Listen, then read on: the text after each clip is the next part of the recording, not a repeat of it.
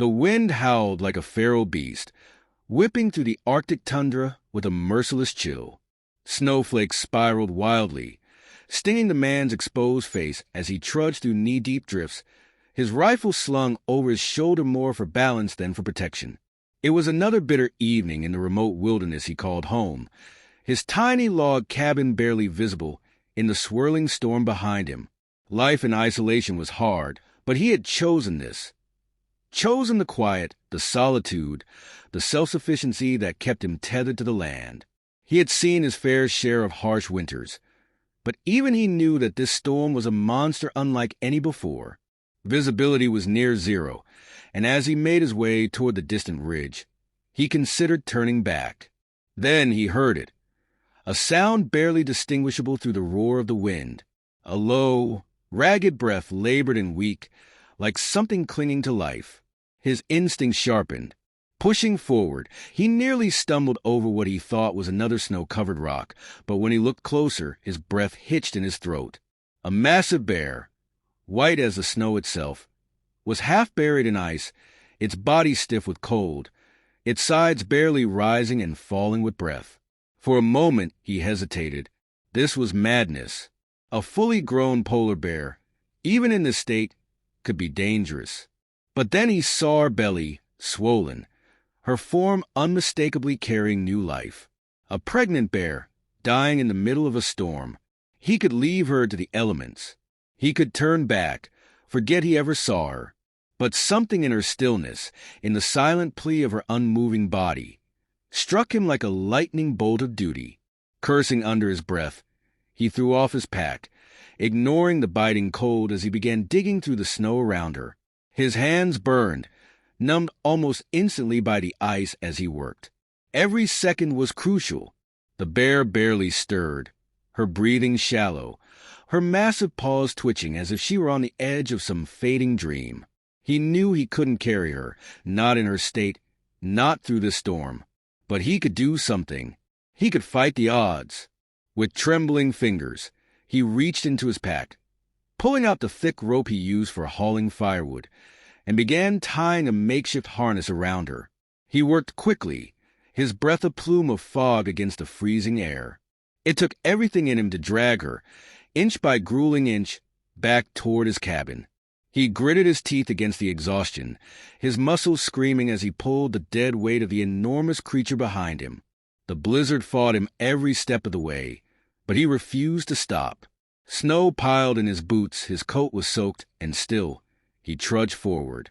By the time he reached the cabin, he was half frozen, his limbs sluggish with the creeping edge of frostbite. With the last of his strength, he unlatched the barn door, a small structure he used for storing supplies, and maneuvered the bear inside. The warmth was faint, but it was shelter. He collapsed beside her, gasping, his fingers trembling as he pulled the blankets from the nearest stack, throwing them over her massive body. For hours he sat there, monitoring her shallow breaths, melting ice over the fire to rub against her fur, trying to coax warmth back into her body. He barely allowed himself to sleep, dozing in brief moments, always waking with a start to check if she was still breathing. He knew little about polar bear physiology, but he knew hypothermia when he saw it. If she didn't regain her strength soon, she wouldn't make it. By the second day, she stirred. A weak groan rumbled from her throat, her eyelids fluttering as she fought her way back to consciousness. The man tensed, bracing for aggression, but she was too weak to do anything more than lift her head slightly. Their eyes met, his dark and weary, hers glassy but aware. For a long moment, they just looked at each other. Then, with a heavy sigh, the bear rested her head again, closing her eyes as if conceding to his care. He worked tirelessly to keep her alive, rationing his own food to give her what he could spare. He boiled fish he'd caught weeks before, the smell filling the small barn as he set a bowl near her, watching her sniff weakly before nudging it with her nose. She was reluctant to eat at first, but as days passed, her strength returned. She moved more, lifting her massive body with slow, deliberate effort. Her fur, once coated in frost and ice, began to regain its natural luster under his care. They existed in strange silence, two beings from different worlds, bound by a fragile thread of fate. He never dared touch her, never crossed the invisible line of respect that separated man from beast. But she never once showed him her fangs, never made a sound of hostility. As the days passed, her breaths grew stronger, her movements steadier. Then, one morning, she was gone. He woke to find the barn empty, the door slightly ajar, snow drifting in through the opening. The space where she had rested was bare, save for the deep indentations where her massive body had once been. He stepped outside, blinking against the pale sunrise, and saw them, tracks leading away into the wilderness. A slow, deep exhale left his lips. She had survived. That was enough. He never expected to see her again. The days bled into weeks, and the weeks into months. Winter's brutal grip slowly loosened, giving way to the hesitant warmth of Arctic spring. The man continued his routine, chopping firewood, fishing in the icy streams, and hunting when the land allowed. But something had changed. The wilderness, once an expanse of loneliness he had long since learned to endure, now carried an absence he could not ignore. He thought of her often, at night. He would catch himself glancing toward the barn, half expecting to see her massive form curled up inside, the way she had been during those desperate days when he fought to keep her alive. He found himself checking the snowdrifts for signs of tracks that never appeared. It was foolish, he told himself. She was a wild creature. She had returned to where she belonged. He should be glad. But some part of him wasn't. The truth was, he missed her. Not in the way one might miss a pet, for he had never thought of her as tame, nor had he ever allowed himself to believe there was any ownership in their strange bond. But she had been there, a presence in his world, something more than the howling wind and endless snow. And now, she was gone. As the ice thawed and the land awakened, he forced himself to move forward. He repaired the damage winter had done to his cabin, reinforcing the roof and patching the walls. He took longer trips beyond the ridge, venturing to new fishing grounds and collecting supplies from an old outpost a few miles south. Life in the Arctic was not one of luxury or ease. Every day was a battle against the elements, a constant struggle for survival. And yet, no matter how much time passed, he could not shake the feeling that something was missing. The memory of the bear lingered, clinging to him like a ghost. He remembered the weight of her breath in the frigid barn, the quiet trust in her eyes when she had looked at him that final morning before she disappeared into the wilderness. It was absurd. He had spent years alone, had long since abandoned the need for company, and yet her absence gnawed at him. 2 years passed this way. The winters came and went, each one as unforgiving as the last. He endured them as he always had, relying on his wits in preparation to survive. The solitude that had once been his greatest comfort now felt hollow. He told himself it was only because of the long nights, the endless snow, the way the land seemed to close in around him when the cold was at its worst. But deep down he knew better. Then one evening, as he sat by the fire, something stirred in the distance. It was a sound faint but distinct, a crunch in the snow, heavy and deliberate, unlike the skittering movements of smaller animals. His body tensed instinctively. He had lived here long enough to know the weight of a predator's steps. Reaching for his rifle, he rose slowly, his breath steady as he moved to the window. The world outside was bathed in the soft glow of the moon, casting long shadows over the snow-covered land. The forest beyond the clearing was still, its trees bending under the weight of ice. At first, he saw nothing. Then, a shape emerged from the darkness. His pulse quickened. It was a bear. For a moment, his mind rebelled against what his eyes were seeing. It couldn't be. It had been 2 years. She was gone. She had vanished into the wild, never to return. And yet, there she was, standing at the edge of the clearing, her massive frame illuminated by the pale light of the moon. His breath caught in his throat. She was bigger than he remembered, her fur thick and healthy, her stance strong and sure. But it wasn't just her size that made his chest tighten. It was what stood beside her. Two smaller shapes clung close to her massive frame, their heads barely reaching her shoulder. Cubs! His grip on the rifle loosened, his fingers numb with disbelief. She had survived. Not only that, she had thrived. And now, she had returned. For a long moment, neither of them moved. The wind whistled through the trees, the only sound in the stillness between them. The cubs shifted nervously, their dark eyes wide as they took in the unfamiliar sight of the man standing in the doorway. But the mother bear did not waver. She held his gaze, her breath visible in the frigid air, her body unmoving as if waiting for something. He didn't know how long they stood like that, minutes, maybe more. But then, slowly, deliberately, she took a step forward. His heart pounded. The cubs hesitated, glancing up at their mother as if unsure whether to follow. But when she took another step, they moved with her, their small paws crunching in the snow. She was cautious but unafraid, her posture neither aggressive nor submissive. It was as if she was acknowledging him. He exhaled, his breath unsteady. What was she doing? Why had she come back? And then in a single, breathtaking moment he understood. She remembered. She had not forgotten what he had done for her. The care he had given, the warmth he had provided, the life he had saved. And now, she was here, not alone, but with her young, as if to show him what his kindness had allowed to exist. A strange lump formed in his throat, one that had nothing to do with the cold.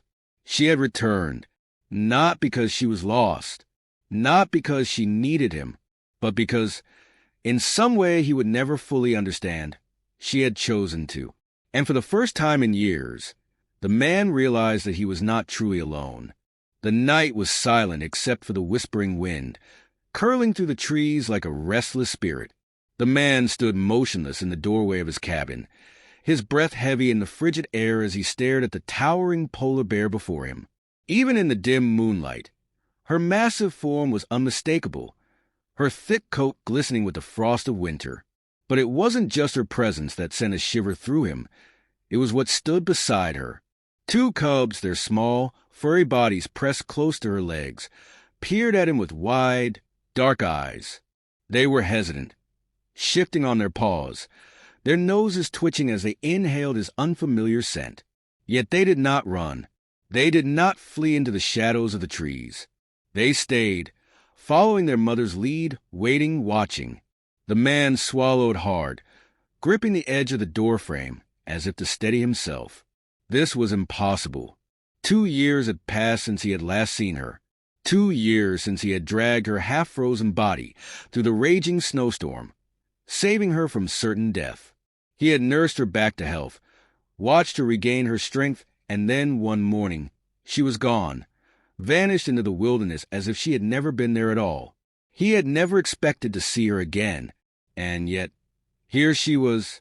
She had survived. Not only that, she had lived, thrived, and brought new life into the world. And now, she had come back. A slow, deep exhale left his lips, a visible plume of fog in the frozen air.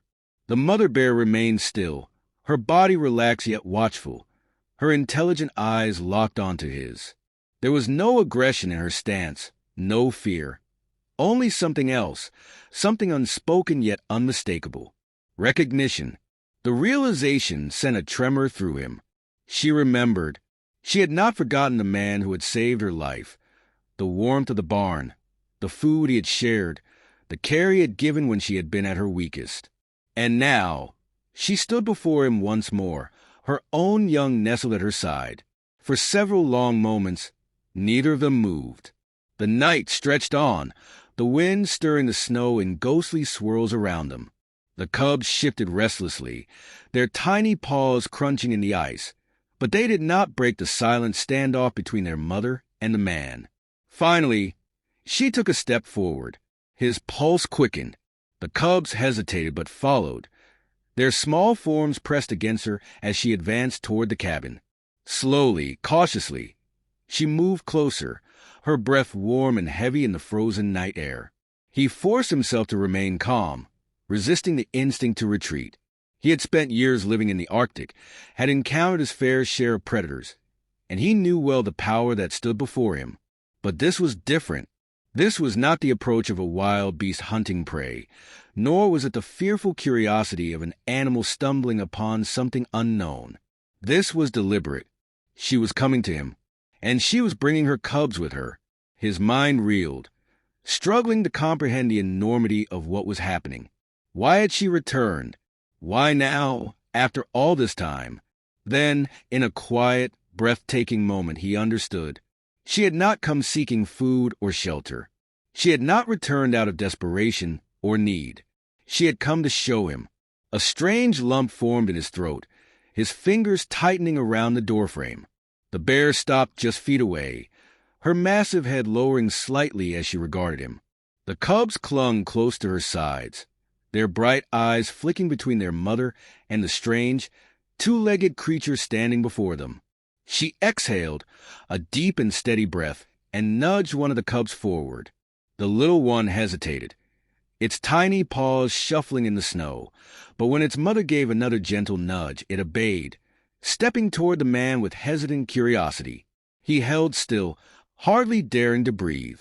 The cub lifted its nose, sniffing the air between them, its small, black eyes gleaming in the moonlight.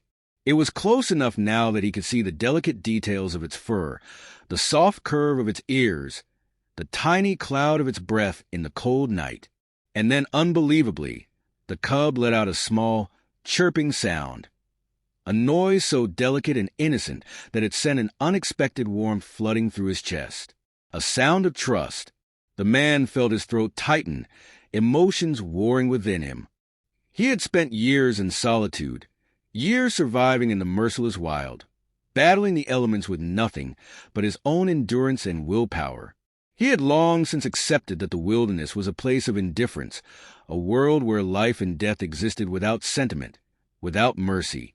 And yet, standing there in the snow, staring into the curious eyes of the small creature before him, he felt something shift inside him, something he had not felt in a long, long time. Connection. The mother bear let out a low, rumbling sound, not a growl, but something softer, something almost content. Then, just as deliberately as she had approached, she turned. The cub hesitated, glancing back at the man one last time before scampering after its mother.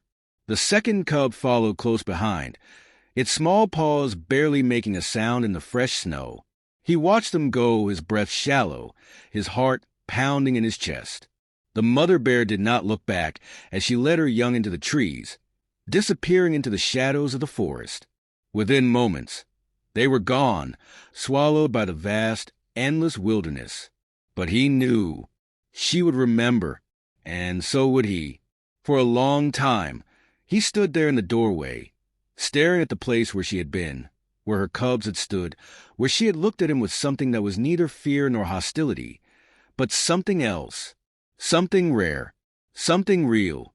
Then, with a deep, steadying breath, he stepped back inside, closing the door behind him.